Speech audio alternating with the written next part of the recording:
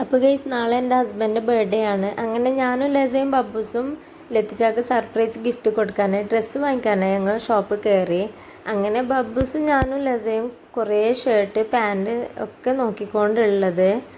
പിന്നെ അളവിന് ഞാൻ ലത്തിച്ചാൻ്റെ ഒരു ഡ്രസ്സും കൂടി കൊണ്ടുപോയിന്. അങ്ങനെ ഞാനും കുറേ നോക്കി. എനിക്ക് ആദ്യമൊന്നും ഇഷ്ടപ്പെട്ടിട്ടുണ്ടായിട്ടില്ല. പിന്നെ അവസാനം ഒരു ഷർട്ട് നല്ലോണം ഇഷ്ടമായിട്ടുണ്ട്.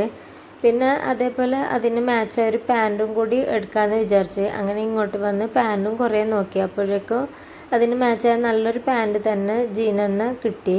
അങ്ങനെ ഇതൊക്കെ ഞാൻ സെലക്ട് ചെയ്ത് അവരുടെ അടുത്ത് ബില്ലാക്കാൻ പറഞ്ഞു. കാരണം ഇനിയും വേറെ ഷോപ്പിലൊക്കെ കയറാനുള്ളത്. അതുകൊണ്ട് അവർ പെട്ടെന്ന് ബില്ലൊക്കെ ചെയ്ത് എനിക്ക് തന്നു.